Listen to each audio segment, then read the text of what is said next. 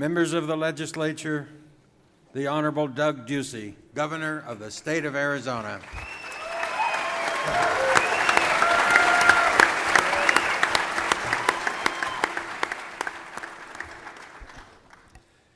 Chief Justice Bales, members of the legislature, judiciary, and fellow Arizonans, it is truly a privilege and a pleasure to be back in this chamber at this podium. It is an honor and a tradition I value, and I am grateful for your warmth and hospitality.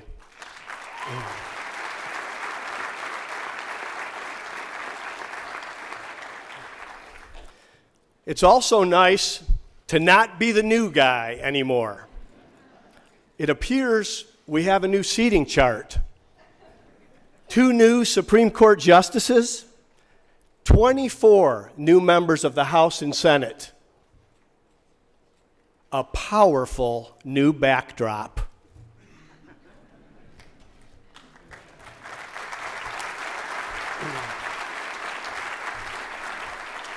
Speaker Mesnard and President Yarborough, you guys look pretty good up there.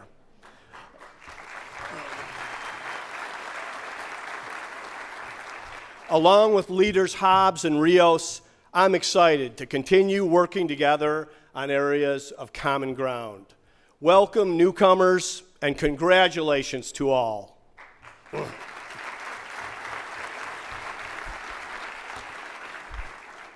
These last 2 years, we've achieved so much, and on the really big issues, and in fact, on the biggest issue of them all.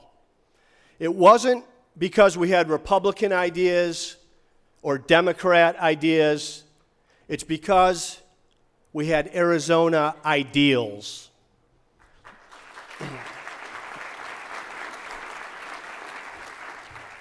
Let's keep that spirit going this session.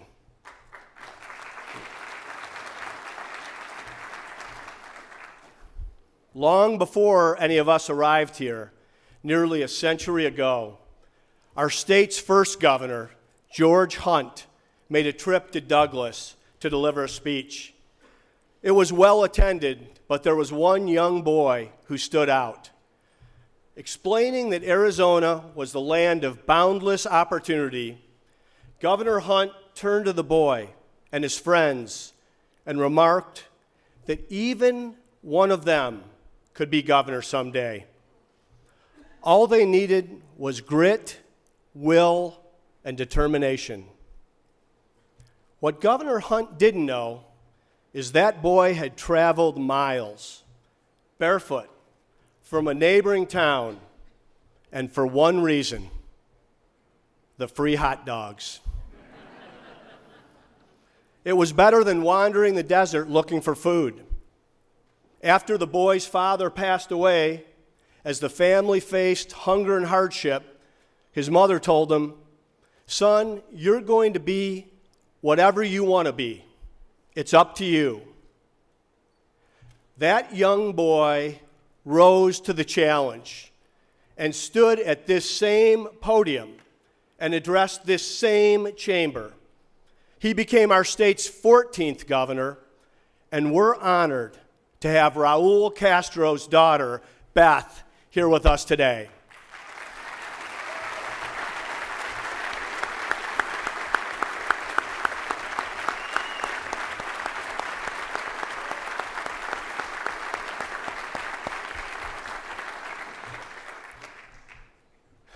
Governor Castro came to this country as a poor immigrant. The obstacles and challenges before him immense. But when we honored his life in our old capital, he had not only been a governor, he was an educated man, an attorney, a prosecutor, an ambassador, a diplomat, a pioneer. It's a story we don't hear enough or tell enough, but we need to, because it's a distinctly Arizona story, and our history is filled with them. Regular people who had mountains standing in their way, but scaled them. A young secretary fired because her boss said he needed a man to do the job. It was Rose Mofford, and she too became governor, breaking the glass ceiling and paving the way for Arizona to earn the proud distinction of having more women governors than any other state in the nation.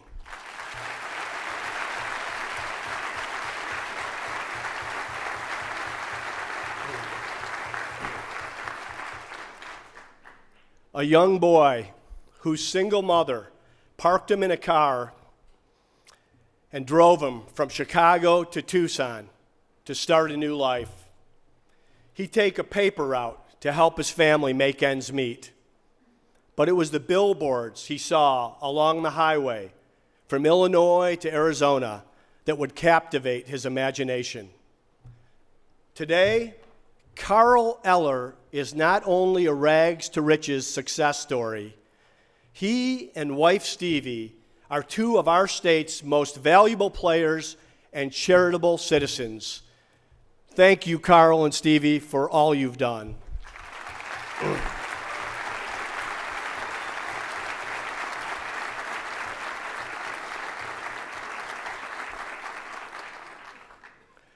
And then there's the story of a rebellious Air Force cadet told only men could fly in combat. Martha McSally wouldn't listen and literally took women's rights to new heights. Thank you, Colonel, for your service.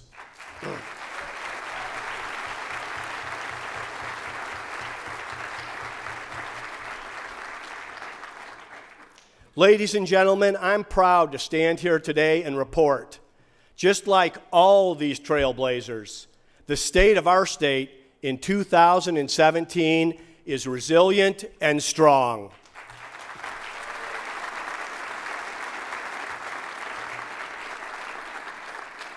Our economy is growing, our schools are improving, and our citizens are succeeding.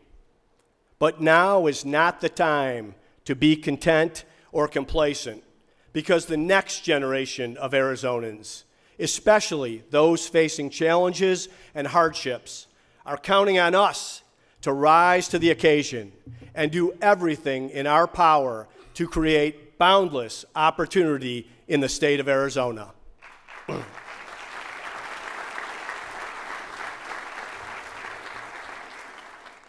To do this, we need to begin at the beginning, because we can't claim opportunity for all unless every child, regardless of their background, neighborhood, county, or zip code, has access to a quality education.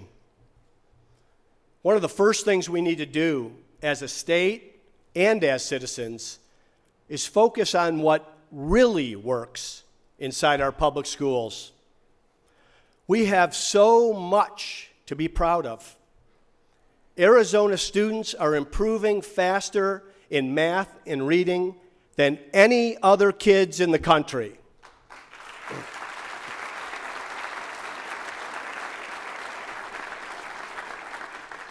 We've been a leader on school choice, and we will continue to be a leader.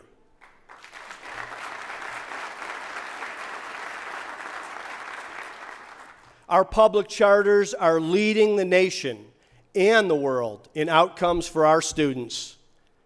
And the robotics class at Carl Hayden High School is so renowned, Hollywood didn't just make one movie about it, they made two.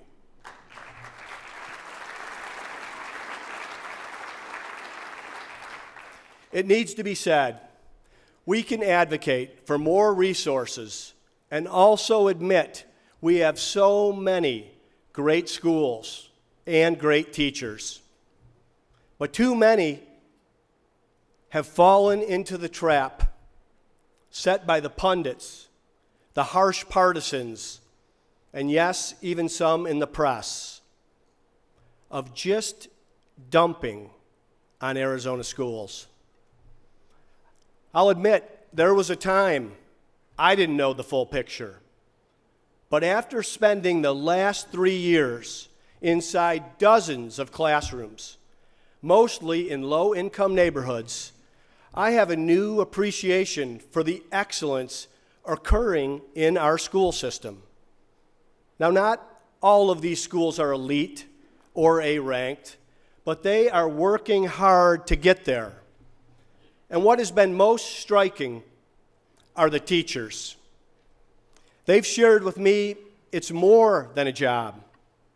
It's a calling, especially in our low-income communities. They've told me, I'm not here because I have to be. I'm here because I want to be.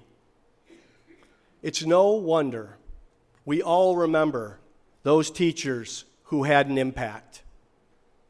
For me, it was Mr. Zammit, Mr. Wagner, Doc Demar, Professor Olney, Sister Patrice. If you think about it for a moment, you have your own list of teachers who've inspired you. I want the teachers of our state to know you make the difference. I value your work, and it's time we return the favor.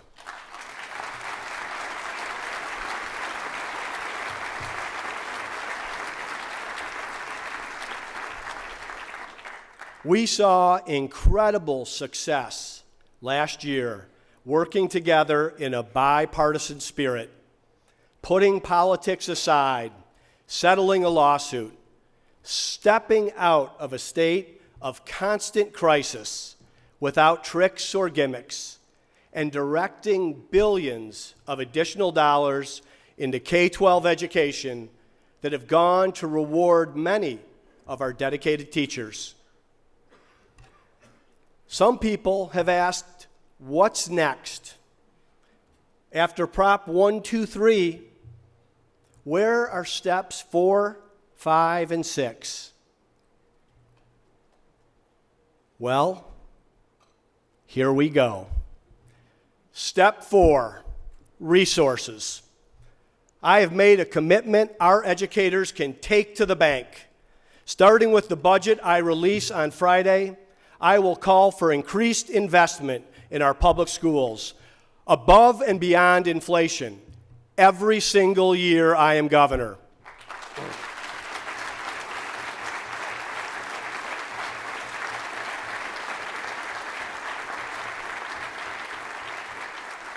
Now, I'm not promising a money tree. I can't.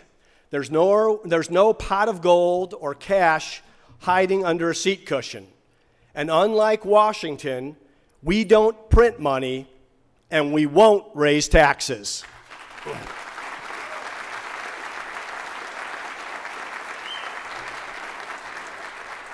But when we do have available resources, like we do this year, the bulk of those dollars will go to public education. And our proposals will be responsible to make sure we can actually follow through on our word and our educators can rely on it.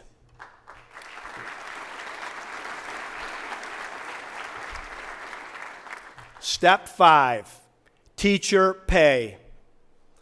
Let's take these new dollars and put them where they will have the greatest impact on students. The place where we know we will get the best return on investment. It's time for a raise for Arizona teachers.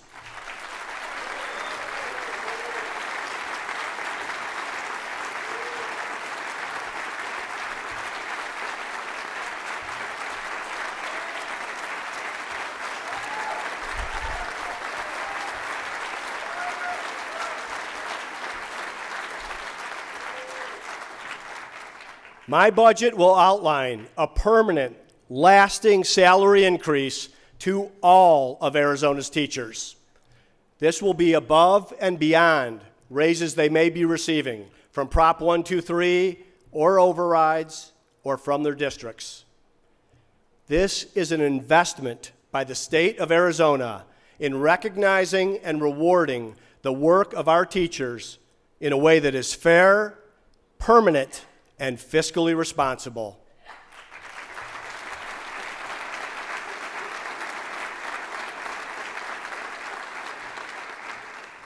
If we are serious about supporting education and tackling our teacher shortage, we've got to take action on multiple fronts, and this is one more positive step in the right direction.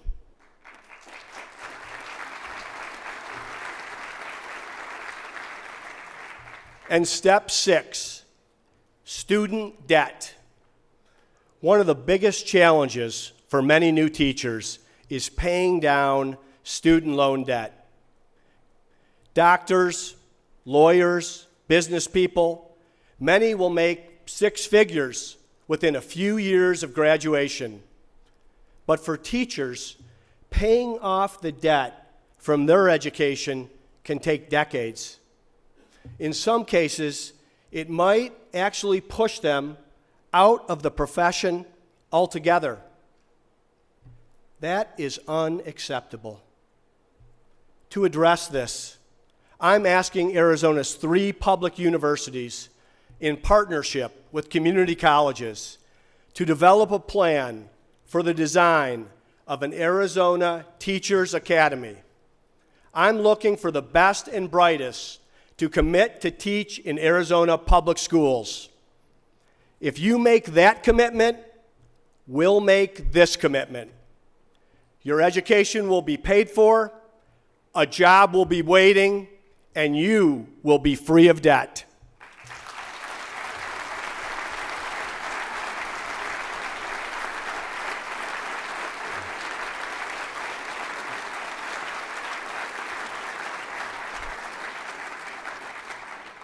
Let's lift this burden from our teachers, attract new quality individuals into the classroom. Step 6 shows teachers theirs is a profession we respect and are willing to elevate. But why stop at 6? Step 7, low-income schools. The greatest need for high-quality teachers is in our low-income schools, and it also happens to be the hardest place to attract them. So let's do more for the teachers willing to make a commitment to these students and these neighborhoods. A $1,000 signing bonus to attract the best and brightest to continue to close the achievement gap.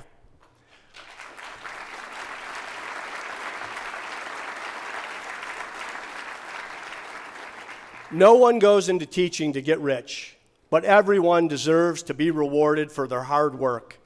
Together, we can show the teachers of our state that their profession is valued, respected, and indispensable.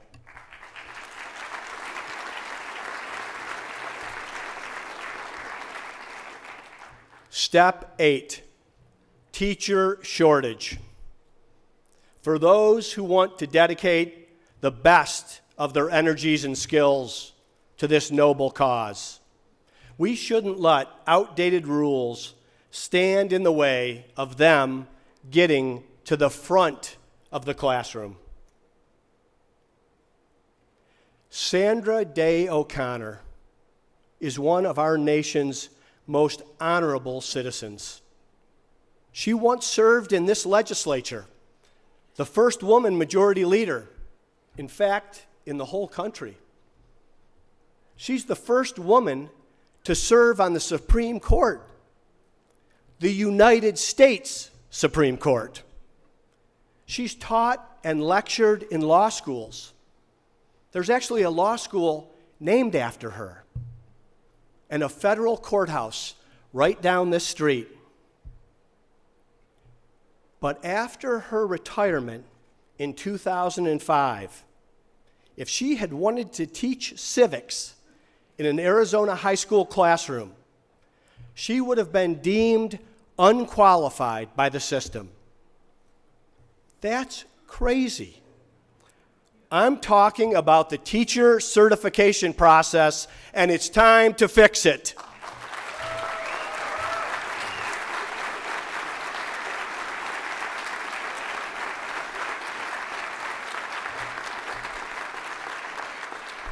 We want the most qualified, most talented people leading our classrooms.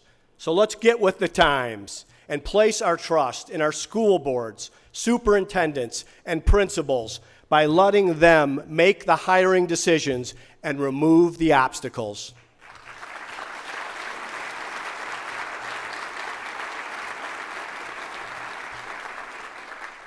Step 9, early literacy. Without a doubt, schools in low-income areas are the ones that really need our focus, and that's what my budget prioritizes. Right now, more than half of Arizona schools offer voluntary full-day kindergarten. Parents love it, kids benefit from it, so I say, let's expand it.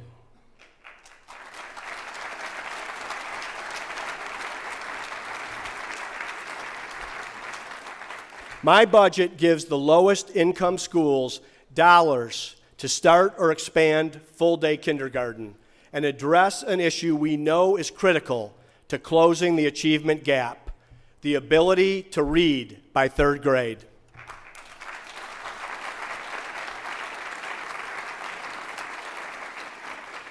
Step 10, tribal nations and rural schools. We also need to make sure all Arizona kids are prepared for the 21st century. Many Arizona public schools are leading the nation when it comes to science and technology, teaching students to code and developing skills to take with them through life. But too many students, specifically in our rural areas and tribal nations, are missing out. It's 2017, but outside of our urban areas, broadband is still spotty. Let's fix this by connecting these rural schools to high-speed internet, and let's couple it with a statewide computer science and coding initiative. This session, let's break the firewall and get these kids connected.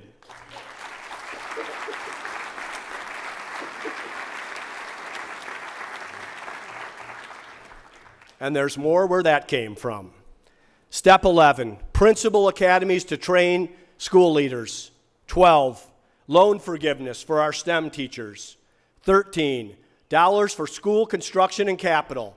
14, a per pupil boost for excelling schools. 15, even more for high quality, low income schools beating the odds. 16, career and technical education. 17, college knowing and going programs. And 18, Achieve 60 AZ.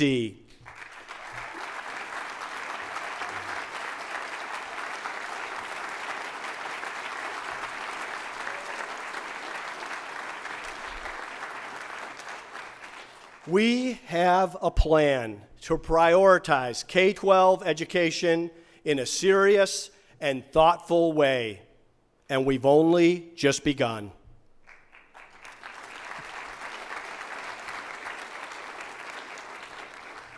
Arizonans know what's best for our schools, and it doesn't matter what party is in power in Washington.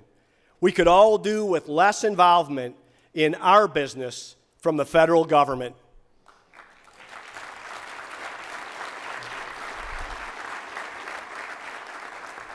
Whether it's Common Core or Obamacare or the border or the VA or $20 trillion in debt, on nearly every issue other than national defense, we know how the story ends. The federal government makes a mess out of everything it touches.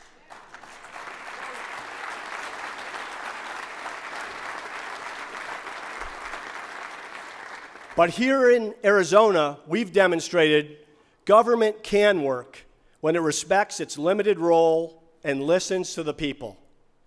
Wait times at MVD are down an average of 20 minutes. Our state parks have enjoyed record visitors and record revenue. Director Sue Black was asked, how is this possible? Her response, by simply doing our job. And thanks to our efforts, contractors are receiving licenses 76% faster. These are real accomplishments that are saving people and small businesses time and money and improving the quality of life in Arizona.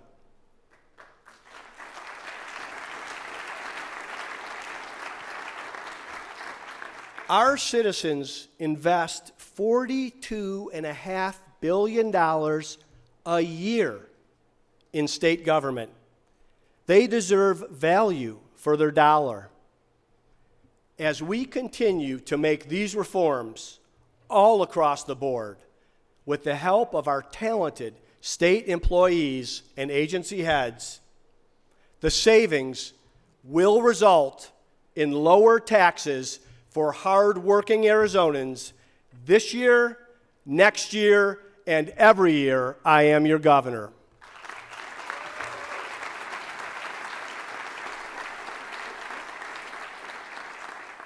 Our message to Washington, D.C. is this: let the people keep their money, and let the states chart their own direction, and the citizens of Arizona will be better off.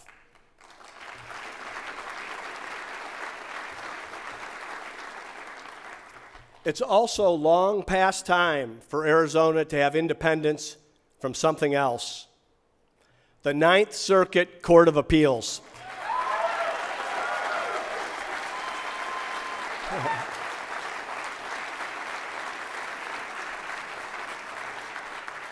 The Ninth Circuit is by far the most overburdened court in the country, with a turnaround time that averages 14 months. Its pending cases are more than double the caseload of the next busiest court. Arizona and the other states in the Ninth Circuit deserve better. Last year, I sent a letter to Majority Leader McConnell and Speaker Ryan detailing this burden on justice. With a new Congress and a new president, it's time for action. So I call on you, the legislature, just like you did last year, pass a resolution supporting Senator Flake's bill telling Congress to act. Let's make sure Arizonans always get a fair day in court.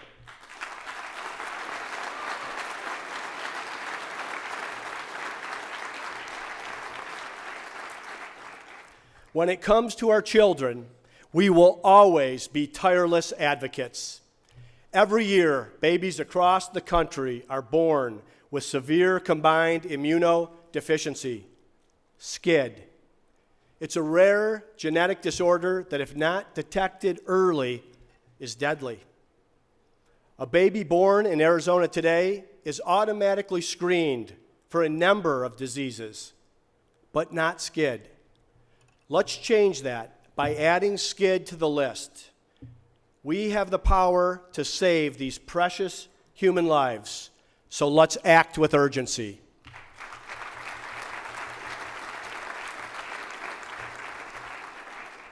If there's one headline we all dread reading every year, it's the one about the latest child left in a hot car, dying of heat stroke.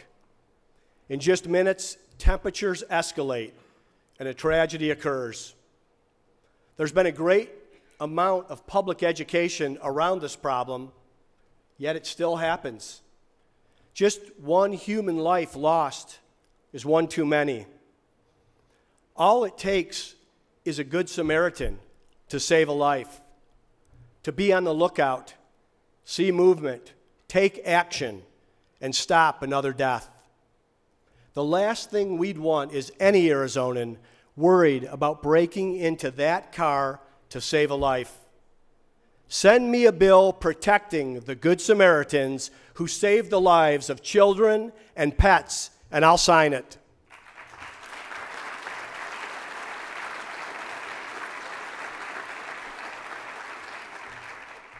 All of us who are blessed to be parents know the joy of a child and what it brings into our lives, not to mention the late nights. The bond between a newborn baby and its mother is uniquely special. Dr. Kara Christ, director of the Arizona Department of Health Services, a mom and an OBGYN, knows this well. She's expanded a successful program now deployed in 2 state agencies that allows new moms and dads to bring their babies to work for the first 6 months. The results have been impressive, and we plan to expand it even more. It's a win-win-win. Increased productivity, quality employees less likely to leave state service, and most important, happy babies.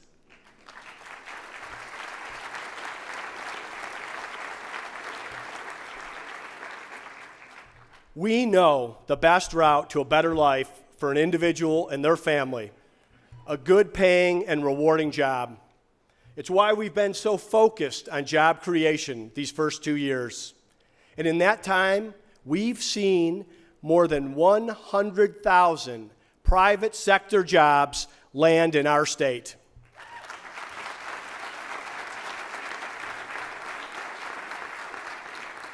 Raytheon expanding in Tucson, Lucid planning its base in Casa Grande, Orbital in Chandler. Corporate headquarters like Caterpillar, Carlyle, Rogers Corporation, and the Kudelski Group, all right here in Arizona.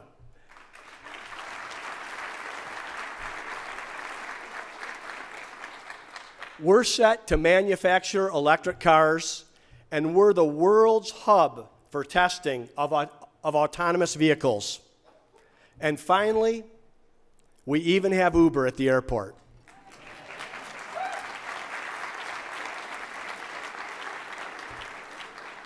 The best part is we're not only seeing job growth in Maricopa County, but in rural Arizona and metro Tucson. Consumer confidence is up, and our housing market is on the move again. The word is out. Arizona is open for business.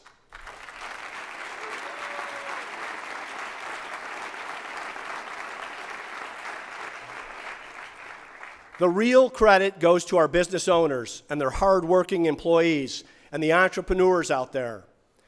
What we in this room have done is simply get out of the way and let California move backwards with more nutty ideas. A tax on tech companies, their own version of cap and trade, emission standards for, here's a new one, computer monitors. And who could forget harassing self-driving cars to drive themselves right out of California onto the I-10 and straight into Arizona.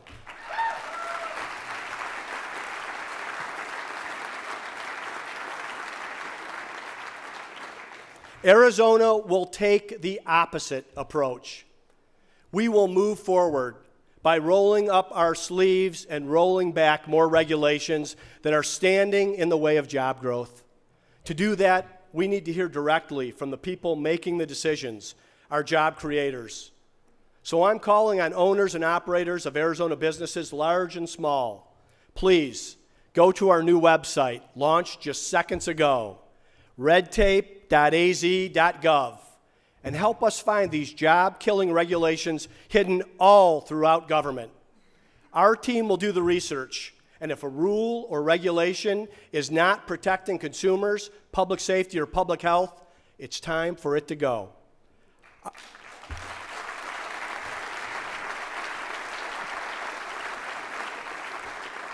Our goal to wipe out 500 total regulations by the end of this year.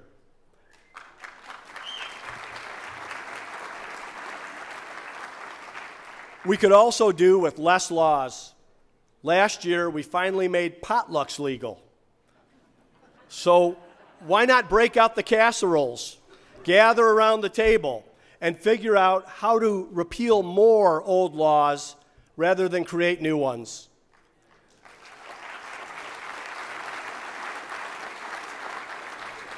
Let's ask ourselves together, how can we stop limiting freedom and instead expand it? One great success we've had is chipping away at onerous licensing requirements, often designed to keep out competition or stifle new, exciting ideas. Because of our reforms, new yoga instructors everywhere are cheering, "Namaste."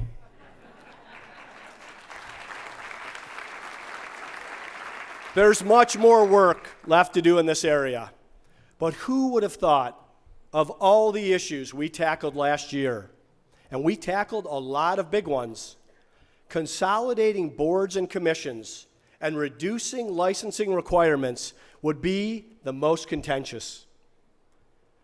Turns out Washington, D.C.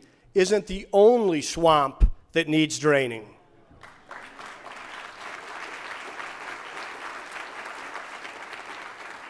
The special interests and lobbyists descended on this building, twisting arms, turning up the heat, clouding the facts.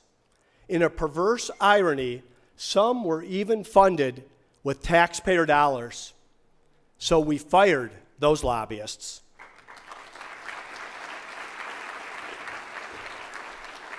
They got paid to build the walls of bureaucracy. Now I'm asking for your help to knock them down.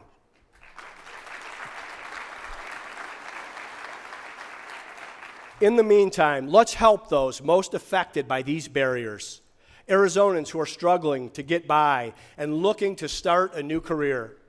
Maybe they've gone to night school to learn a new trade or skill. Perhaps they want to be a barber or general contractor or x-ray technician. Why stand in their way with another tax, another fee, sometimes hundreds of dollars before they can start earning a living?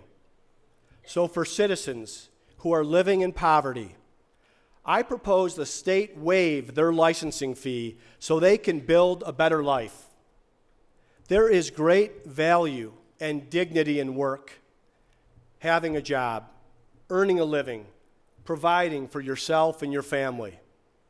No one wants to be on government assistance, but all too often, government incentivizes being out of a job rather than getting a job. We've seen the effects of this at the federal level, and it's been a disaster. Too many Americans on food stamps and living in poverty because politicians in Washington have focused on policies that hold people down rather than ones that lift people up.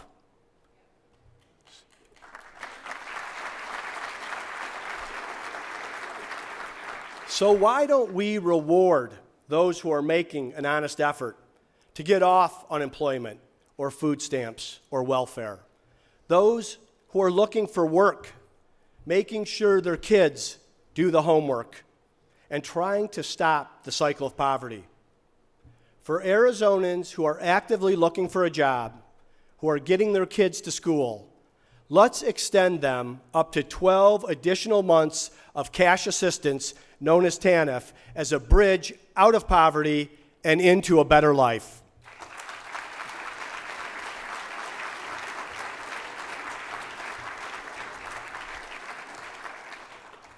The safety of children in our state remains top of mind. I want to acknowledge the community of faith-based organizations who participate in our state's revolutionary prevention model, the Care Portal.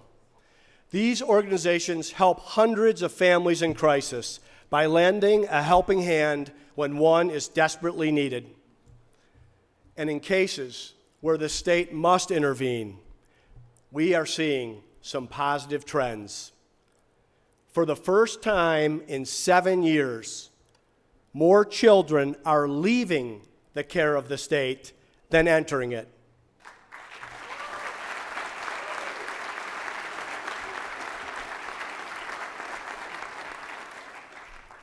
We're closing cases and chipping away at the backlog of uninvestigated reports. And in the tragic situation of children who find themselves alone, without a loving home, we are placing them in one faster.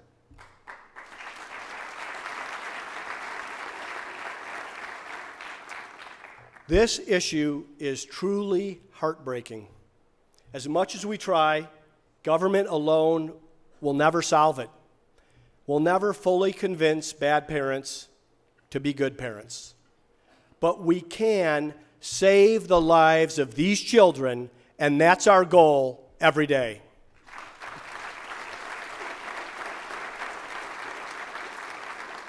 Our foster families are the unsung heroes in this tragedy, making real sacrifices to provide love to a child who needs it. To them, we can never say it enough. Thank you.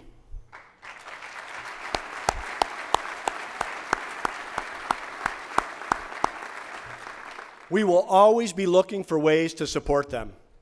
One way we can help is by recognizing those who take in children in their own extended family. Aunts, uncles, grandfathers, and grandmothers who raise these children as their own. This is often a better option for a child than going to an unfamiliar family.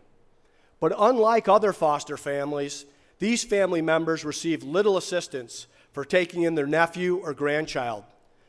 So let's change that with a grandmother stipend, providing these families with resources to raise these children.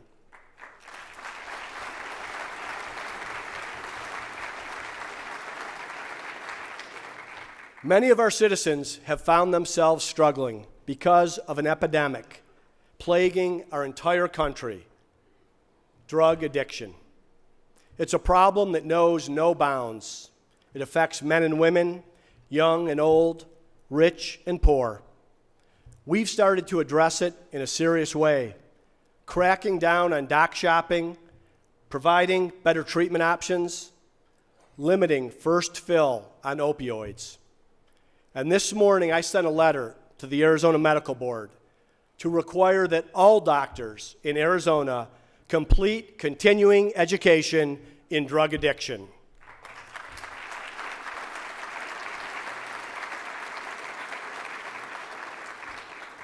We also need to make sure a second chance actually is a second chance. Vivitrol has been called a miracle drug, blocking heroin and painkiller addictions, even alcoholism, and allowing millions of Americans to gain their lives back. This morning, I signed an executive order so that, effective immediately, people leaving our prison system have the opportunity to be treated with this blocker before they walk out of the doors, to maximize their success of never, ever going back.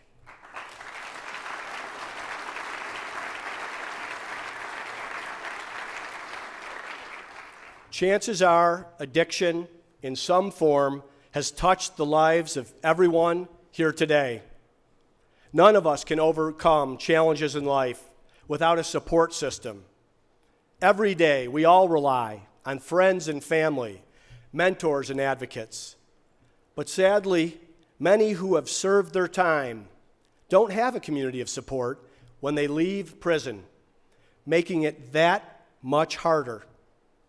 Through efforts like our community correction centers, we've made strides to help bridge the gap. But more is needed. That's why I'm announcing an effort of the governor's office to engage the faith and nonprofit communities in being advocates for our citizens leaving prison and transitioning back into society. And inside our prisons, we'll be adding employment centers to help with things like building a resume, getting a job before the release date.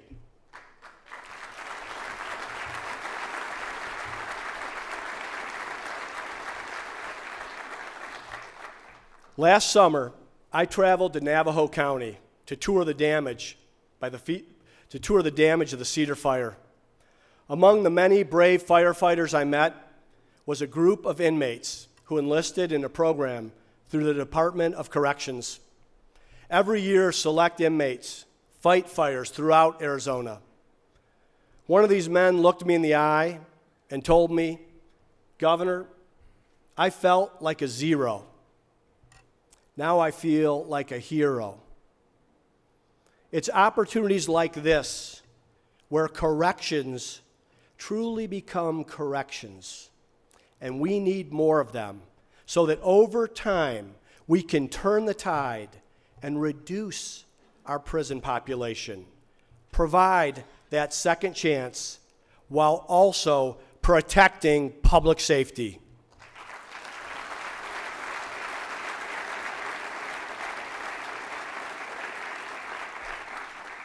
And public safety will always be our top priority. That's why last year we came together and addressed an injustice long ignored: the backlog of untested rape kits in our state. The problem was so bad, we didn't even know how many existed. So we committed to fixing it, and already there have been 2 indictments as a result of this important work.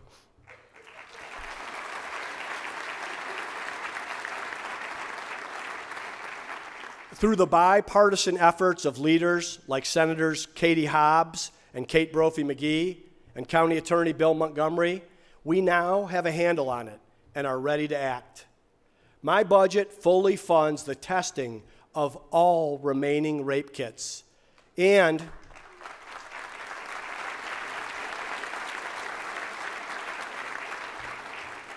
with the recommendations of our task force, we are ready to move forward with legislation requiring that all future kits be tested. Let's get this done, and for the thousands of women who have been victimized, finally ensure justice.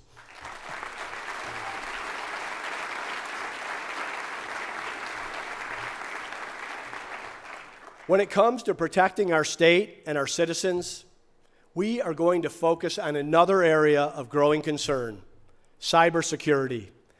With hackers threatening our systems, the government has a responsibility to protect the personal information of our citizens. That is why my budget will include an investment in improved cybersecurity. If we are going to be entrusted with this information, we must invest in protecting it, period.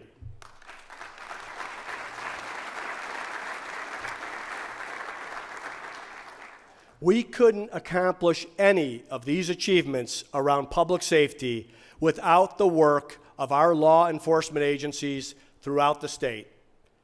And let me just say, we are truly indebted to the thousands of women and men who wake up every day and put on blue, our cops.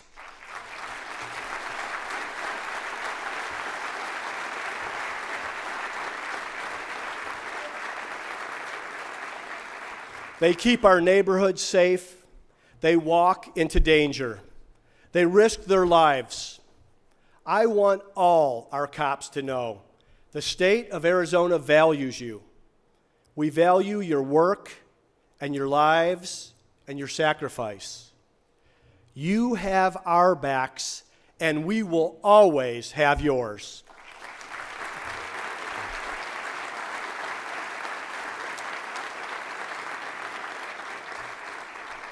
And there is no better role model when it comes to character, integrity, and leadership for our youth and our cops than Phoenix's new police chief, Jerry Williams.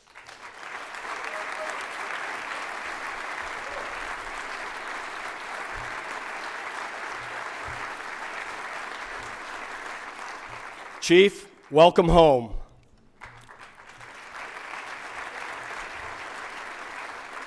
And tonight, in honor of all the service of law enforcement and our cops, this Capitol Dome will be lit blue.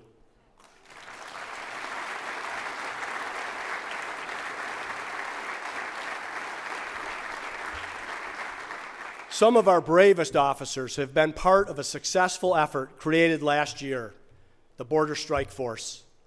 This team is working 24/7 to keep Arizona safe, crack down on the cartels, and stop the bad guys. Hunt down the criminals who are smuggling drugs and humans into our country. The numbers are staggering. We've had 1,332 arrests.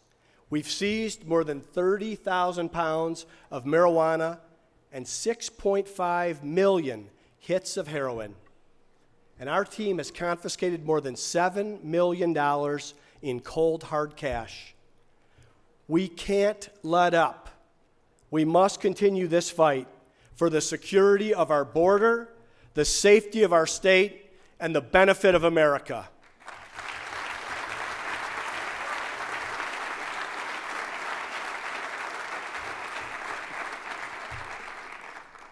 We are blessed to live in not only a free country, but a secure one.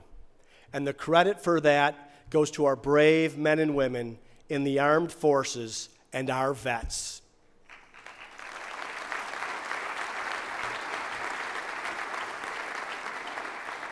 For me, there was no more vivid reminder of the sacrifices they make than last month, the 75th anniversary of the attack on the USS Arizona at Pearl Harbor. Angela and I were honored to represent our state and spend time with the survivors. This truly was the greatest generation, and there's a lot we can still learn from them. But seeing our young soldiers, sailors, airmen, and Marines standing beside these heroes, it was clear. This new generation of Americans is the next greatest generation.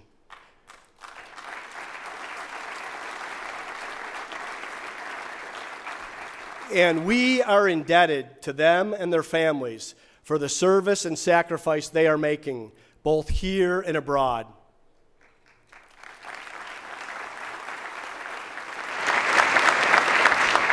If there's one thing we can agree on, it's this. Arizona is, without a doubt, the most beautiful state in the country.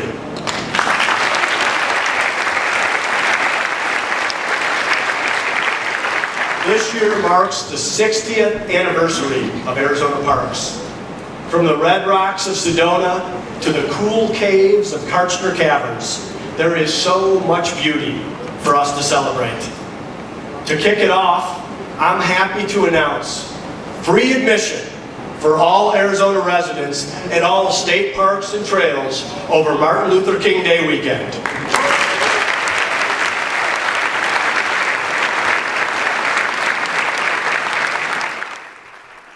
So put down the iPhone, get outside, enjoy some fresh air with your family, and take pride in living here.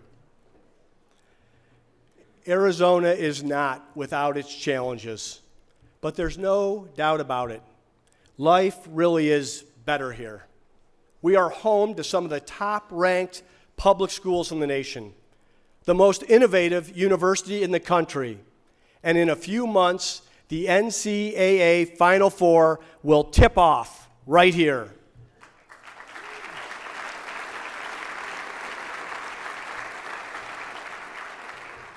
By working with our citizens these last 2 years and across this aisle with civility and respect, we've seen what's possible for Arizona.